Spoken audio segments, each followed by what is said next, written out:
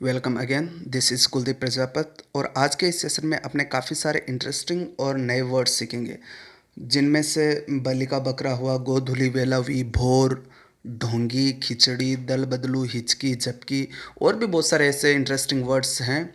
और इन वर्ड्स के मीनिंग के साथ साथ में मैं आपको इनको सेंटेंस में कैसे यूज़ करते हैं वो भी बताऊंगा, और जो डेली रूटीन की जो फ्रेजेस है वो भी मैं आपको बताऊंगा। कुछ वर्ड्स ऐसे रहेंगे जिनके होमोफोन्स जिनको बोलते हैं, जिनके साउंड्स एक जैसे रहते हैं लेकिन मीनिंग अलग रहते हैं। तो ये सारा कुछ आपको इसी सेशन में मिलेगा। तो चलिए शुरू करते हैं। फर्स्ट है बोरो मनी। बोरो मनी का मतलब हो गया पैसे उधार लेना। तो बोरो मनी पैसे उधार लेना है। लैंड मनी का मतलब हो गया उधार देना। ठीक है। फिर नेक्स्ट है एम्बैरेस। एम्बैरेस का मतलब क्या होता है? शर्मिंदा करना।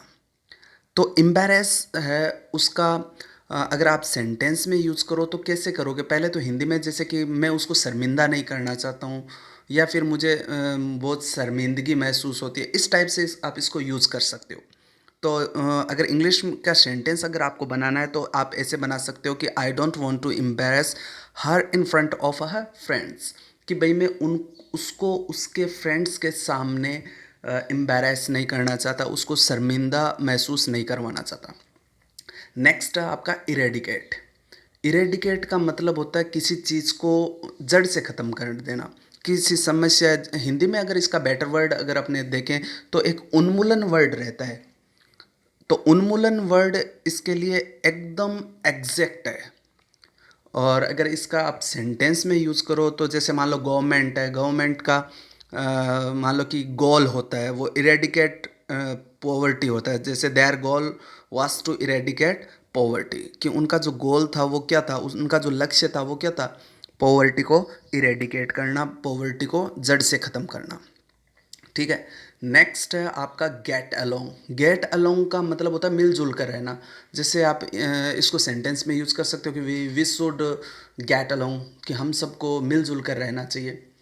नेक्स्ट आपका है कुछ इनमें मैं आपको ये भी बता रहा हूँ वर्ड्स जो कि बेटर वर्ड्स रहेंगे कंपैरेटिवली। जो वर्ड आप सीधा कहते हो तो अच्छा नहीं लगता है, तो उसी बात को कहने के लिए आप कुछ बेटर वर्ड्स यूज़ करते हो। जैसे पुअर है, तो पुअर अगर आप सीधा किसी को कहते हो कि भाई वो गरीब है, तो हो सकता है उसको इस ये चीज़ हर्ट कर जाए, तो उसके लिए आपके लिए वर्ड है अंडर प्रिविलेज्ड।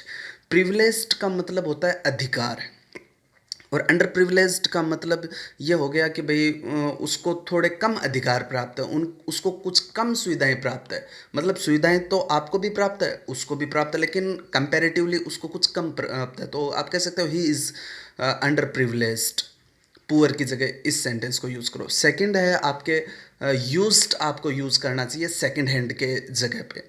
जैसे अगर आप कहते हो कि I bought A second hand car, तो उसकी जगह पे आप यूज़ करो कि I bought A used car. मैंने एक पहले से यूज़ की हुई कार है वो ली है। नेक्स्ट है अगर आपको किसी को फैट बोलना है तो फैट की जगह पे आप यूज़ कर सकते हो फुल फिगर्ड। जैसे सी इज़ फुल फिगर्ड, तो उसको भी बुरा नहीं लगेगा कि। और इसके लिए आप एक और वर्ड यूज़ कर सकते हो कि सी इज़ लिटिल बिट हेल्थी, कि वो थोड़ी सी हेल्थी है। ठीक है, ये भी आप यूज़ कर सकते हो। नेक्स्ट है अगर कोई किसी की डेथ हो जाती है, डिमाइज का मतलब भी मृत्यु से होता है। आप जैसे कि काफ़ी सारे जो आपके ये पॉलिटिशियंस होते हैं, इनके अगर आप ट्वीट्स पढ़ोगे या फिर कुछ भी पढ़ोगे तो आप डिमाइज वर्ड ज़रूर पढ़ोगे। डिमाइज का मतलब होता है मृत्यु। और अगर कोई गुजर जाता है, किसी की मृत्यु हो जाती है, तो आप डाइड वर्ड सीधा यूज़ नहीं कर सकते। उसके लिए आपके पास बेटर वर्ड है पास्ट अवे। जैसे आप अपने हिंदी में भी नहीं कहते किसी को कि भाई आपके पिताजी की आपके पिताजी कैसे मरे। अपने ये नहीं कहते, अपने उसको कहते हैं कि भाई आपके पिताजी की वो आपके पिताजी कैसे गुजर गए, आपके पिताजी का स्वर्गवास कैसे हुआ, आपके पिताजी का देहांत कैसे हुआ। ये सारी चीज़ें आप बताते हो, ना कि आप ये बताते हो कि भाई आपके पिताजी की मृत्यु कैसे हुई। फिर नेक्स्ट देखिए, सबसे ज़्यादा गलत यूज़ होने वाला जो फ्रेज़ है, जो टर्म है, वो यही है, मैरिज एनिवर्सरी। मैरिज एनिवर्सरी कभी भी किसी को नहीं बोलना चाहिए, वेडिंग एनिवर्सरी ही बोलना चाहिए, क्योंकि marriage is a life long state. Marriage है वो एक जीवन भर का एक बंधन है, जो कि आप एक दिन में उसको डिस्क्राइब नहीं कर सकते। तो इसके लिए क्या होता है, वेडिंग एनिवर्सरी होता है। जैसे कि वही बात होगी, जैसे जन्म आपने ले लिया तो वैसे ही शादी आपकी हो चुकी है, तो आप जन्म दिवस मनाते हो, वैसे ही आप शादी के दिन को सेलिब्रेट करते हो। तो वो जो शादी का जो एक दिन है उसको आप वेडिंग बोलते हो, उस दिन आपकी शादी हुई थी। मैरिज है वो आपके लाइफ लॉन्ग चलती है। क्लियर? तो आपको मैरिज एनिवर्सरी नहीं बोलनी है, आपको वेडिंग एनिवर्सरी बोलनी है। नेक्स्ट है आपके कंसर्न। कंसर्न का मतलब होता है चिंता या फिक्र।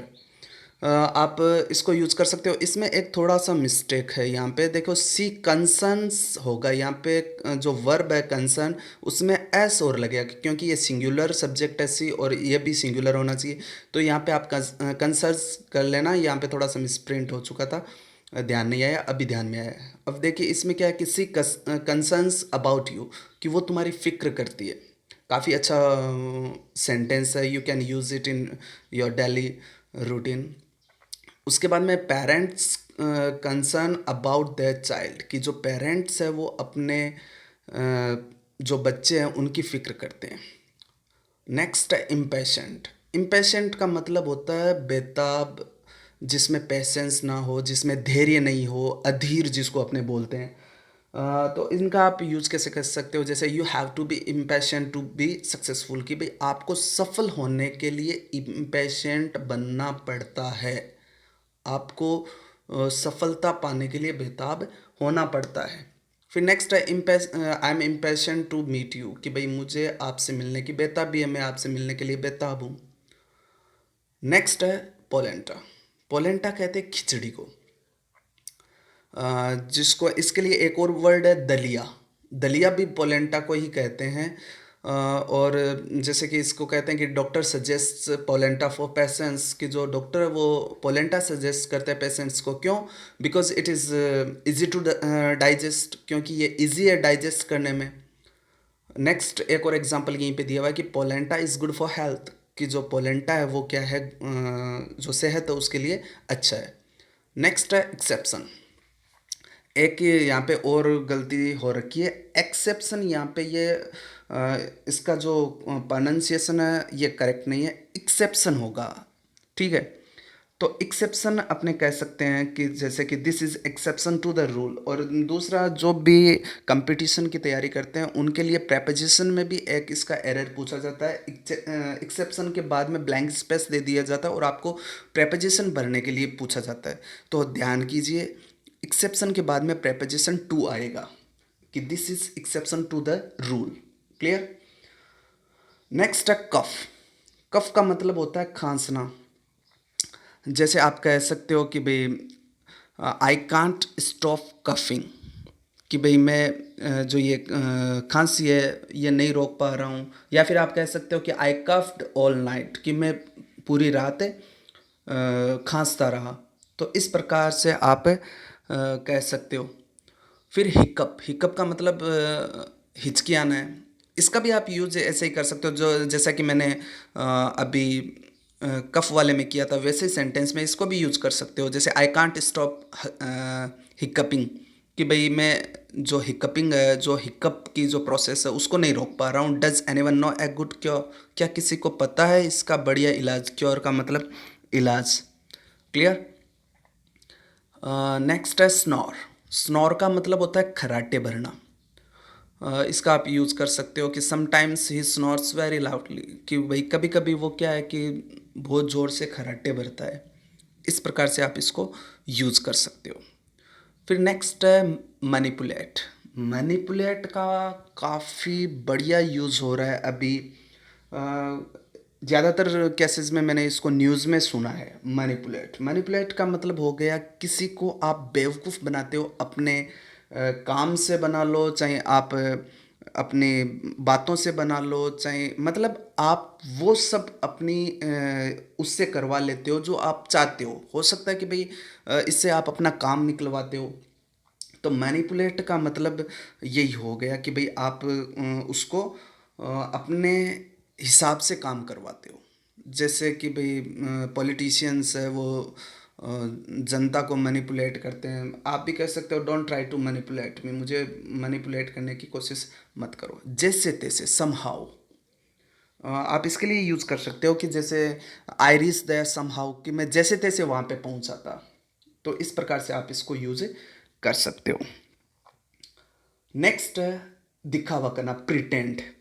देखिए प्रिटेंड क्या होता है कि मतलब आप एक्चुअल हो नहीं, इसको आप दिखावा करना कह सकते हो। जैसे कि बच्चे होते हैं वो कई बार किसी चीज़ का रोल करते हैं तो वो दिखावा करते हैं, या फिर आप ऐसा कुछ बनने की कोशिश करते हो जो हो नहीं।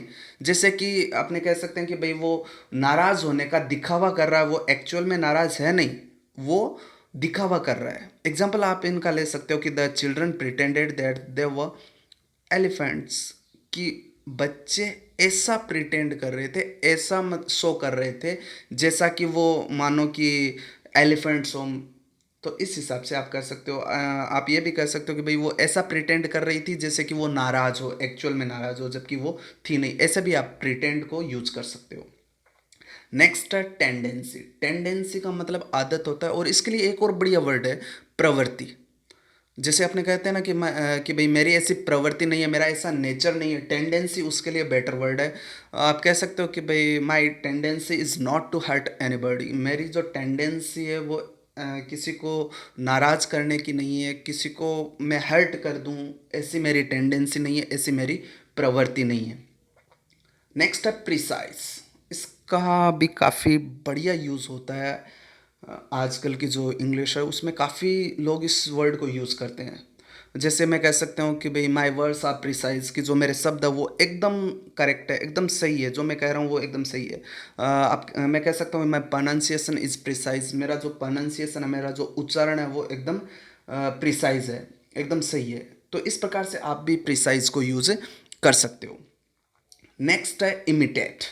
इमिटेट का मतलब होता है नकल उतारना, नकल करना। देखो एक होता है कॉपी और एक होता है इमिटेट। कॉपी तो मतलब किसी भी चीज़ की आप हू बहू कर देते हो, और इमिटेट का मतलब होता है जैसा वो अगला कर रहा है वैसा ही आप कर रहे हो। जैसे कि राइटिंग में होता था कि भाई एक राइटर है वो एक चीज़ बनाना लिखना शुरू करता था, उसी राइटिंग स्किल्स में दूसरे राइटर्स लिखते थे। तो जैसे अपने एग्जाम्पल भी ऐसा ही कुछ ले लेते हैं। जैसे मान लो कि many writers emitted the language of Kalidas, कि जो कालिदास ने जो लैंग्वेज ऑप्ट की थी, जो कालिदास ने जो लैंग्वेज चुनी थी, जिस भाषा शैली का वो प्रयोग करते थे, बाकी राइटर्स ने उनको इमिटेट किया, बाकी राइटर्स ने उनको देखकर वैसा ही लिखा। फिर नेक्स्ट है डिफीट। डिफीट का मतलब होता है हराना। जैसे कि मैं यूज़ करूँ तो कि भाई महाराणा प्रताप डिफीटेड मान सिंह इन हल्दी घाटी, कि मान सिंह को महाराणा प्रताप ने डिफीट किया था कहाँ पे, हल्दी घाटी में। तो इस प्रकार से आप इसको यूज कर सकते हो। शो ऑफ का मतलब होता है दिखावा करना। जैसे कि इसका मैं आपको दो तरीके से यूज कर सकता हूँ। एक थोड़ा सा पॉजिटिव मैनर में मैं इसको यूज कर सकता हूँ। जैसे अगर आपको किसी को कहना हो कि शो योर टैलेंट, एक तो ये होता है कि अपना टैलेंट दिखाओ, एक होता है शो ऑफ योर स्किल्स, मतलब जो तुम में स्किल्स है ना अब उसका दिखावा करो, अब इनके सामने करो, उस समय क्या करे। तो इस हिसाब से भी इसका नेगेटिव मीनिंग में भी कर सकते हैं। शो खाली अगर पॉजिटिव में करना है तो आपको शो यूज करना है, कि शो योर स्किल्स। अगर नेगेटिव में करना है तो शो ऑफ योर स्किल्स। और इसका अगर आपको अलग वे में भी यूज कर सकते हो, जैसे कि सी ओनली बॉट दैट का टू शो ऑफ, कि भाई उसने खाली ये जो कार है वो क्यों खरीदी, खाली शो ऑफ करने के लिए खरीदी है। क्लियर। फिर नेक्स्ट आपके वर्ड है नैप। नैप का मतलब होता है झपकी लेना। झपकी किसे कहते हैं, झपकी कहते हैं जो कि आप थोड़े समय के लिए सोते हो। 15 मिनट सो गए, 10 मिनट सो गए, 20 मिनट सो गए, लंबी नींद नहीं। नैप का मतलब होता है ए शॉर्ट स्लीप। क्लियर। जैसे आप यूज कर सकते हो कि my grandfather usually takes and nap after lunch, कि वो अपना जो भी लंच करते हैं उसके बाद में एक बार थोड़ी सी झपकी ज़रूर लेते हैं। नेक्स्ट है बलि का बकरा, इसे कहते हैं स्केपगोट। बलि का बकरा है वो एक आपका इडियमेटिक एक्सप्रेशन है, एक मुहावरेदार ये है। इसमें क्या होता है कि भाई बल्ली के बकरी को अपने हिंदी में अगर समझे तो क्या है कि भाई आपने कुछ नहीं किया, किया कुछ और किसी और ने, लेकिन बल्ली का बकरा आप मल गए, बन गए, मतलब कि आपको पनिशमेंट मिल गया। किया किसी और ने था, लेकिन बल्ली के बकरे आप बन गए, इस प्रकार से। जैसे अगर इसका एग्जांपल लें तो जैसे Sehwag was made a scapegoat for the team's failure, कि टीम के फेलियर के कारण बल्ली का बकरा कौन बना, सेवाग बना। क्लियर। नेक्स्ट है आपका इरादा, इंटेंशन। काफ़ी बढ़िया वर्ड है इंटेंशन।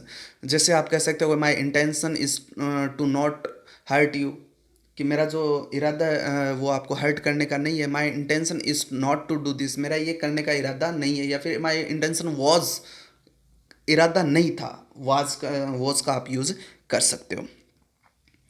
नेक्स्ट है टर्न कोट, दल बदलू।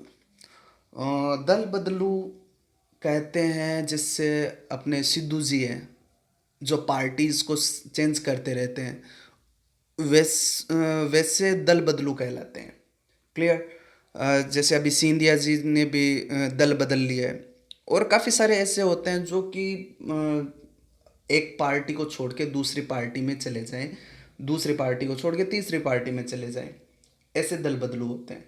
लास्ट ईयर एक नहीं सॉरी, लास्ट ईयर नहीं था, उससे लास्ट ईयर था, टाइम्स ऑफ इंडिया में एक आर्टिकल भी छपा था। उसमें था कि India needs a law for turn courts, कि जो ऐसे दल बदलू लोग हैं उनके लिए भारत में एक कानून आना अनिवार्य है। जो पॉलिटिकल के स्टूडेंट हैं उनको ये पता है कि भाई किस प्रकार से पॉलिटिशियंस इन रूल्स को मैनिपुलेट करते हैं, जबकि टर्न कोर्ट्स के लिए रूल्स तो है, लेकिन पॉलिटिशियंस उनको मैनिपुलेट करना अच्छे से जानते हैं। फिर नेक्स्ट है हिपोक्राइट। जो आपके हिपोक्रिट है उसे कहते हैं ढोंगी या फिर पाखंडी, पाखंडी भी कह सकते हैं। और अगर हिपोक्रेसी, जो हिपोक्रेसी है उसको कहते हैं पाखंड। क्लियर। हिपोक्रेसी पाखंड हो गया, हिपोक्रिट पाखंडी हो गया, ढोंगी हो गया। जैसे आपने कह सकते हैं कि भाई ही वॉज अ हिपोक्रिट, वो एक ढोंगी है, एक पाखंडी है। फिर नेक्स्ट मड, मड कहते हैं कीचड़ को। ठीक है। एग्जाम्पल अगर लें तो आप कह सकते हो कि भाई he was covered in mud, कि भाई वो पूरा कीचड़ से सना हुआ था। कवर्ड इन मड को आप सना हुआ कह सकते हो, मतलब पूरा का पूरा वो उस पर कीचड़ लगा हुआ था। नेक्स्ट है स्टेंच। जो स्टेंच है उसे कहते हैं दुर्गंध। इसके लिए और भी वर्ड्स है, जैसे आप रेंसिड का यूज़ कर सकते हो, प्यूट्रिड का आप यूज़ कर सकते हो। इनको भी आप दुर्गंध कहते हो, बदबू कहते हो। आप स्टेंच ऑफ रेनफॉल हो सकती है, स्टेंच ऑफ स्मोक हो सकती है, स्टेंच ऑफ जो भी मतलब कि आपको बदबू दुर्गंध लगे उसके लिए आप स्टेंच यूज़ कर सकते हो। जैसे अगर एग्जांपल अगर मैं लूँ तो आप कह सकते हो कि भाई there was a stench in this room, कि इस there was stench in the room, कि भाई जो रूम है उसमें बदबू भरी हुई है, बदबू फैली हुई है। नेक्स्ट है रोटन। रोटन का मतलब होता है सड़ा हुआ। जैसे आप कह सकते हो the smell is like rotten eggs, कि ये जो स्मेल है वो किस प्रकार लग रही है, जैसे कि सड़े हुए अंडे हैं, उस हिसाब से ये स्मेल लग रही है। अब देखिए नेक्स्ट जो स्लाइड है इसमें आपको दो होमोफोन्स मिल रहे हैं। होमोफोन्स का मतलब कि जिनका साउंड सेम है लेकिन इनका जो मीनिंग है वो अलग है। फर्स्ट थ्रोन है, सेकंड भी थ्रोन है। जो फर्स्ट थ्रोन है वो है सिंहासन, राजगद्दी। सेकंड थ्रोन में आपको दिख रहा है सब मिलके किसी को नीचे फेंक रहे हैं। ये थ्रोन का पास्ट पार्टिसिपल है, थ्रो का, थ्रो, थ्रू, थ्रोन। क्लियर। फेंकना होता है इसका मतलब। नेक्स्ट है हेरोइन। फर्स्ट है वो ड्रग्स है, सेकंड है वो एक्ट्रेस है। फिर स्पेलिंग में इनमें देखिए चेंज है, पीछे वाली स्लाइड में भी देखिए स्पेलिंग में आपको चेंज मिलेगा। और इसमें भी स्पेलिंग में चेंज है। इसमें लास्ट में जो एक्ट्रेस है उसमें ई मिला है, उसमें नहीं है, ये ध्यान कर लीजिए। नेक्स्ट है पॉज। जैसे वीडियो पॉज करते हैं तो इसका तो मतलब आपको पता ही है, रोकना। और वो पॉज है, ये होता है पंजे। किसी भी जो जानवर होते हैं जिसका पंजा होता है उसे अपने पॉज कहते हैं। नेक्स्ट आपको दिख ही रहा है पील। पील का मतलब होता है छीलना।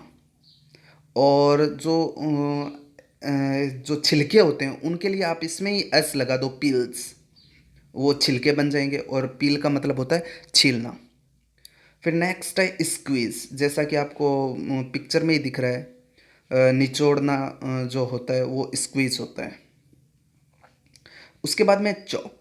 चॉप का मतलब होता है एकदम छोटे छोटे टुकड़ों में किसी को काटना, कोई चीज़ को छोटे छोटे टुकड़ों में काटना। जैसे ये अनियन को एकदम छोटे छोटे पीसेस में चॉप कर रहा है। नेक्स्ट है पॉर। पॉर का मतलब होता है उडेलना। और आपको एक और बता दूं मैं, अगर बहुत ज़्यादा हैवी रेन हो रही है, बहुत ज़्यादा भारी बारिश हो रही है, तो उसके लिए मूसलाधार बारिश के लिए इडियम है कैट एंड डॉग्स। कि it rained cats and dogs, कि भाई ये बहुत ही भारी बारिश हुई। तो उसी के लिए एक वर्ड और है पॉरिंग। आप कह सकते हो कि इट इज़ पॉरिंग, कि ये बहुत ही भयंकर बारिश हो रही है, पॉरिंग कह सकते हो। और पॉर का मतलब होता है उडेलना। फिर नेक्स्ट है स्लाइस। जैसे जो सैलाड होता है, सैलाड को आप एकदम चॉप नहीं करते हो, एकदम छोटे छोटे टुकड़ों में नहीं काटते हो, उसको आप एक शेप देते हो। जैसे या तो आप उसको गोल एकदम काटते हो, या फिर आप उसको अगर लंबा भी काटते हो तो एक शेप में उसको काटते हो। ऐसा नहीं कि हर कैसे काट देते हो। तो अगर आप किसी चीज़ को शेप में काटते हो तो उसे स्लाइस बोलते हैं। ठीक है, टुकड़ा, एक टुकड़ा बनना चाहिए उसका, स्लाइस। फिर नेक्स्ट काफ़ी बढ़िया है। इसमें देखिए चार वर्ड है। First dawn, second sunrise, third sunset और फोर्थ डस्क। देखिए, जो डॉन है ये कहते हैं भोर को, प्रभात को। क्लियर। प्रभात या फिर भोर किसे कहते हैं? यानी आपको सूर्य दिखाई नहीं देता सुबह। अभी का अगर मैं बात करूं तो लगभग 6 बजे का टाइम, 6 बजे से पहले का टाइम, 5 से 6 के बीच का जो टाइम होता है, वो जैसे कि सूर्य आपको दिखाई नहीं देगा, फिर भी अंधेरा हट जाएगा और एक उजाला हो जाएगा, उसे अपने डॉन कहेंगे। क्लियर। फिर सनराइज आपको पता ही है, सूर्य उदय। सनसेट पता ही है, सूर्य अस्त होना। डस्क। डस्क काफ़ी इम्पोर्टेंट वर्ड है। डस्क कहते हैं शाम के समय। जो डॉन है जस्ट इसका अपोजिट है। डॉन में क्या होता है, सूर्य दिखता नहीं है, उजाला रहता है। इसमें भी यही रहता है कि सूर्य दिखता नहीं है फिर भी उजाला रहता है। लेकिन डॉन में क्या होता है, सूर्य उदय होता है और इसमें अस्त होता है। डॉन में रोशनी बढ़ती जाती है, डस्क में रोशनी घटती जाती है। ये शाम का टाइम होता है जब सूर्य अस्त हो जाता है, फिर भी आपको मतलब थोड़ी बहुत रोशनी ऐसे दिखाई पड़ती है। डस्क को गोधूलि वेला भी कहते हैं। अब देखिए, गोधूलि वेला डस्क को क्यों कहते हैं और गोधूलि नाम कैसे पड़ा? ये क्या होता था कि भाई पहले के ज़माने में, क्योंकि अपने इंडिया में स्पेशली जो काउस थी वो इस आपके स्टेटस आपका बताती, जिसके पास जितनी गायें होती थी वो आप वो आदमी उतना ही अमीर होता था। और जो गायें होती थी सारे के सारे, आपको पता है कि इंडिया है वो एक कृषि प्रधान है, तो सबके पास खेत होते थे, खेत जाते थे। तो इस समय क्या होता था कि गायें खेतों से, जंगलों से, जहाँ पे भी वो चरने के लिए जाती थी, गांव की तरफ आती थी। या फिर जो लोग खेतों में गायों को लेके जाते थे वो लेके आते थे। तो गायें काफ़ी सारी होती थी, काफ़ी झुंड में होती थी, बड़ा झुंड होता था। तो जब वो रास्तों पे चलते हुए आती तो उनके पैर से क्या होती, मिट्टी उड़ती।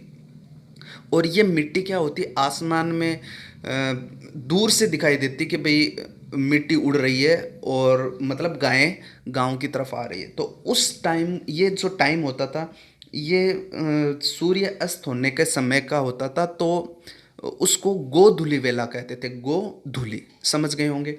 और दूसरा, जो शादी ब्याह में जो मुहूर्त निकलता है वो भी गोधूली वेला का ही निकलता है, तो वो उसी समय का होता है। अलग बात है कि अपने यहाँ पे शादियाँ फोटोग्राफर्स और जो डीजे पे नाचने वाले होते हैं उनके हिसाब से होता है कि भाई वो भाई साहब बारात को कब लेके पहुँचे डीजे वाले, और बाराती नाचते नाचते कब तक पहुँचे, उस हिसाब से मुहूर्त फिर अपने आप निकलते रहते हैं। फिर नेक्स्ट है हाउसेस के बारे में कुछ बताया हुआ। देख, ट्री हाउस है।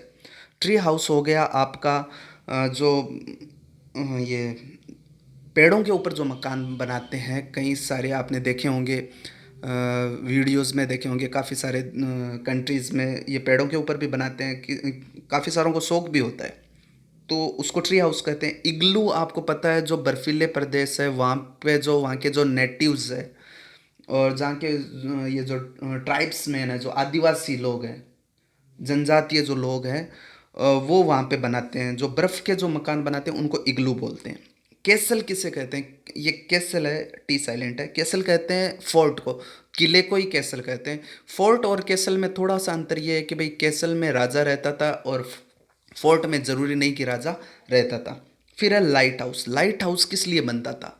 लाइट हाउस बनता था मतलब कि ये या तो कोई समुद्र किनारे बनता था, या कोई झील के किनारे, या फिर कोई नदी के किनारे। इस प्रकार से बनता था ताकि जो जहाज जो आए, जो इनके झीलों में या फिर समुद्र में या फिर नदियों में जो जहाज आते थे, उनको रास्ता दिखाने के लिए लाइट हाउस बना हुआ होता था, ताकि रात को भी वो ट्रेवल कर सके। फिर नेक्स्ट है च्यू। च्यू किसे कहते हैं? जो मतलब कि किसी चीज़ को अगर आप चबाते हो तो उसे च्यू कहते हैं। बाइट मतलब आप अगर कोई चीज़ को तोड़ते हो मुंह से तो उसे बाइट कहते हैं। फिर है यॉन। यॉन का मतलब होता है उबासी लेना, जैसा कि इसमें पता चल रहा है। फिर है विसल। विसल का मतलब सीटी बजाना। नेक्स्ट है, इसमें कुछ एडवेंचर्स है। इसमें फर्स्ट एडवेंचर है बंजी जंपिंग। बंजी जंपिंग किसे कहते हैं? बंजी जंपिंग कहते हैं जब आप मतलब एक हाइट पे आपके पैरों में रस्सी बांध दी जाती है, फिर वहाँ से आपको नीचे धक्का दे दिया जाता है, या फिर आप खुद कूद जाते हो। फिर क्या होता है, आप थोड़ी देर हवा में झूलते हो, फिर तो ये एक एडवेंचर है इस प्रकार का बंजी जंपिंग। आप इसके बारे में शायद जानते होंगे, अगर नहीं जानते तो मैंने आपको बता दिया है। स्काई डाइविंग मतलब आप हेलीकॉप्टर एयरप्लेन से आप क्या करते हो, नीचे कूदते हो, फिर आप अपना पैराशूट खोल के फिर सेफली आप लैंड कर जाते हो। तो इस प्रकार की जो भी एडवेंचर है वो आपका स्काई डाइविंग कहलाता है। स्कूबा डाइविंग भी आपने पिक्चर में देख के आप देख लिए होंगे कि जो मतलब समुद्र के अंदर जो गोताखोर होते हैं, जो गोता लगाते हैं, उनको स्कूबा डाइवर बोलते हैं, और इस एडवेंचर को स्कूबा डाइविंग कहते हैं। अगर आपको शायद पता नहीं होगा तो वो इनमें से इस ऐप सेलिंग है। हो सकता है कि भाई ये तीन आपको पता हो, लेकिन कम चांसेस में आपको शायद ऐप सेलिंग का पता नहीं होगा। ये मैं आपको डिटेल से बताता हूँ। ऐप सेलिंग किसे कहते हैं? ऐप सेलिंग और ऐप सेलर्स, मतलब ये जो ऐप सेलिंग का काम करते हैं उसे ऐप सेलर्स बोलते हैं। ऐप सेलर्स का काम क्या होता है, जैसे कि बड़ी बड़ी बिल्डिंग्स होती है, उन पे अगर मान लो कलर का काम करना हो, पेंट का, या फिर मान लो कि जैसे ये शीशा लगा हुआ है, ये शीशा कहीं से टूट गया तो उसको रिपेयर करना है, या फिर इन शीशों की सफाई करनी है, तो उनके लिए क्या करते हैं कि छत से एक जो ये ऐप सेलर्स होते हैं, ये रस्सी से लटक के, मतलब अपने शरीर पे ये बंधी हुई होती है, ये सेफ्टी के साथ में होता है ये सब काम। ये लटकते हुए काम करते जाते हैं और धीरे धीरे नीचे आते जाते हैं। ये ऐप सेलर्स होते हैं, आपने देखा होगा। फिर next and last but not least slide है। यह है फर्स्ट पिक्चर में आपको दिख रहा है ब्लिंक। ब्लिंक कहते हैं पलकों को झपकाना। पलक झपकाना ब्लिंक कहलाता है। आपको ये शायद ये भी पता होगा कि भाई पलक अपने क्यों झपकाते हैं, क्योंकि जो अपनी जो कॉर्निया वगैरह होता है, ये क्या होता है, सूख जाता है। जो अपना जो लेंस वगैरह होता है आँख के अंदर, वो क्या है, सूख जाता है, तो उसको ड्राई नहीं होने देना है, और उन उसको वेट रखने के लिए, उसको नम रखने के लिए क्या करते हैं, अपने पलकों को झपकाते रहते हैं ताकि क्या है वो सूखे ना। फिर नेक्स्ट है स्क्विंट। स्क्विंट देखिए क्यों किसे कहते हैं, जब आप आंखें आधी खुली रखते हो, ये किस केसेस में होता है? या तो जैसे कि अगर आप राजस्थान में रहते हो तो आंधियाँ चलती है, तो आंधी में क्या होता है कि आप पूरी आंखें खोल नहीं सकते, तो आप आधी आंखें खोल के देखते हो। या फिर मान लो कि आप कोई स्टूडेंट हो, आपकी आंखें कमज़ोर है और आपको ब्लैक बोर्ड पे या फिर वाइट बोर्ड पे आपको दिख नहीं रहा है, तो आप क्या करते हो कि आंखों पे जोर डाल के देखने की कोशिश करते हो, तो उस पोजीशन को आप स्क्विंट कहते हो। फिर रोल योर आइज है कि आंखों को घुमाना। लास्ट है विंक। विंक कहते हैं आंख मारने को। अगर आप जैसे वो एक warrior Priya Prakash warrior famous हुई थी खाली इस एक ही एक्ट से। तो guys, that's all for today, and we will meet soon in next video. Till then, bye.